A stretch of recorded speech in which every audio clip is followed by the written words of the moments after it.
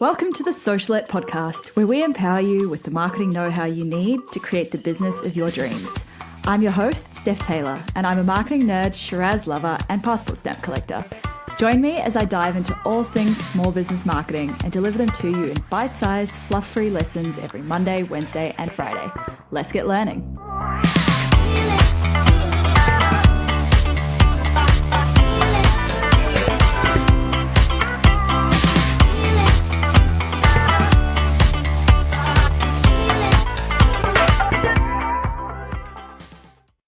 Hey, welcome to Socialette. This is episode 131.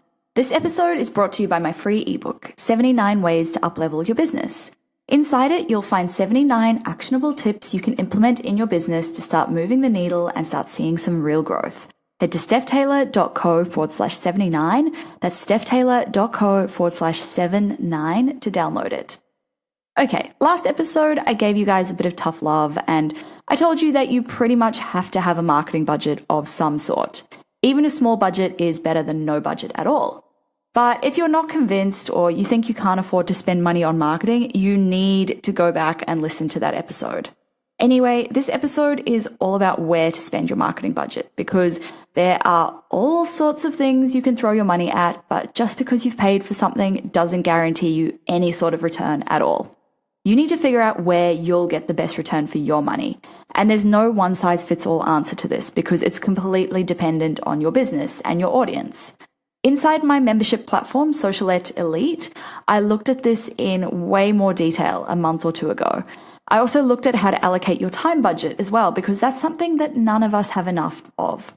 Doors to Socialette Elite are closed at the moment, but if you head to stephtaylor.co/elite, that's ELITE, you can get on the waitlist for the next time doors will open, and I'll send you a bonus podcast episode that hasn't been released anywhere else. So that's stephtaylor.co/elite.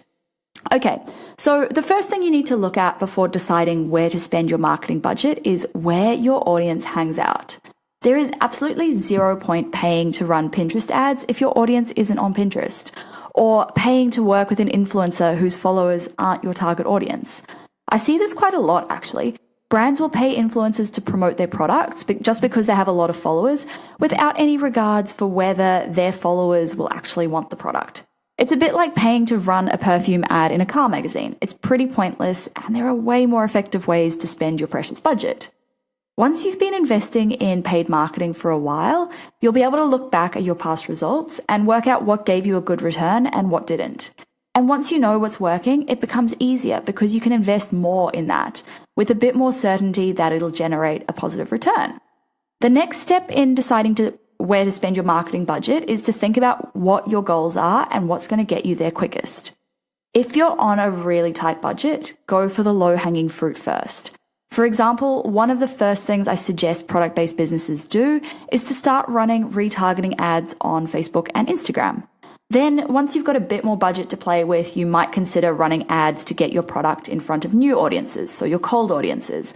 But always start with the low-hanging fruit because this will get you the quickest results at the least amount possible. Now, where can you spend your marketing budget and what can you spend it on? There are lots of places, and this list won't be a complete list of everywhere you can spend your budget, but hopefully it'll get you thinking about where you might want to allocate your budget. So Facebook ads, Instagram ads, LinkedIn ads, Pinterest ads, Snapchat ads, and YouTube ads. These are all of your social media ads that pop up in your feed or they interrupt what the person is doing.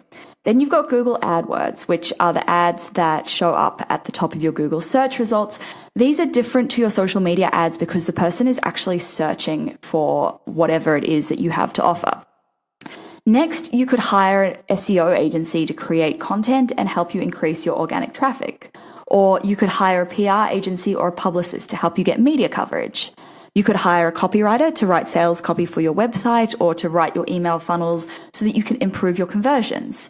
You could hire a photographer for a styled product shoot, again, to increase your conversions and to really show people that your content is professional and that you take your business seriously.